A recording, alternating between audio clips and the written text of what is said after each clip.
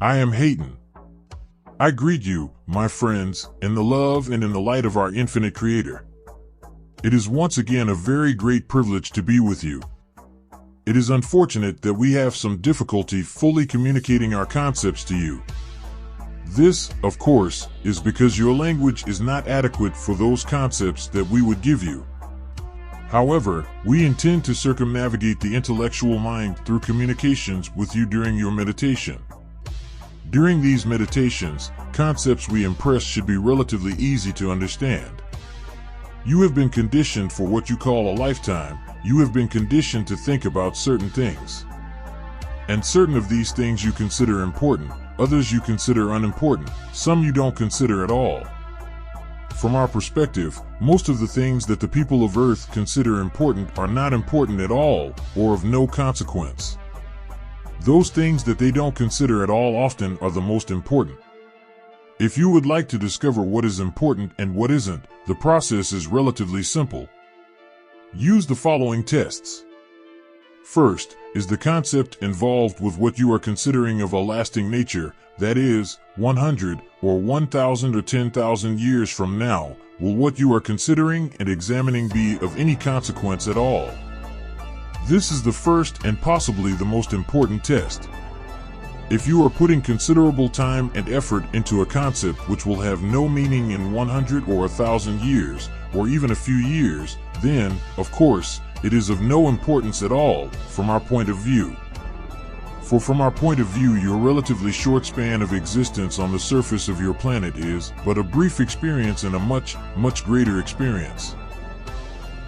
If you examine those things most of your people are fascinated with at this time, you will find them to be of a transient nature, and it will be obvious that almost everything which concerns them at this time will not even be worth putting in your history books 100 years from now.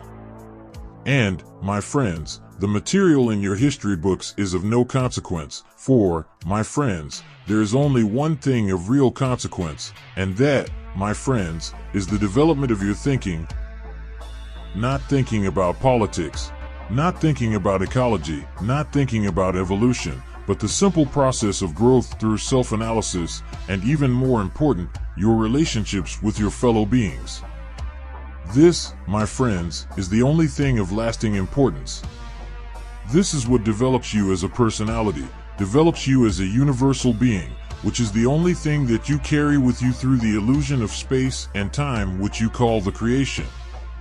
It is not necessary to be complex. It is not necessary to be intellectually bright or knowledgeable or well-informed. It is necessary, my friends, to know why you react as you do to your fellow man, and it is necessary, my friends, to then, having analyzed your reactions, to improve them. This is first necessary for you as an individual, to understand, to know and to apply. It is then necessary, if you have achieved your objective, to by demonstration of this knowledge, spread this knowledge to others. But, by demonstration, my friends, by demonstration, for truly this is the only method you have available to you in your present state of existence. We have observed many on your planet attempting to do good through word of mouth, and yet, my friends, without the necessary demonstration of what they knew to be true, their words were hollow. It is far better to say nothing and to demonstrate through deed and action the unity that you embrace than it is to speak it, to teach it, without the demonstration.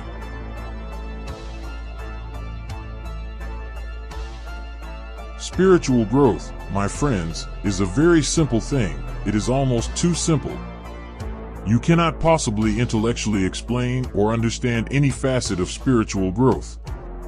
When you have reached the next step in the development of your awareness, you will then understand fully what was so impossible to explain before you had arrived at your new position of knowledge.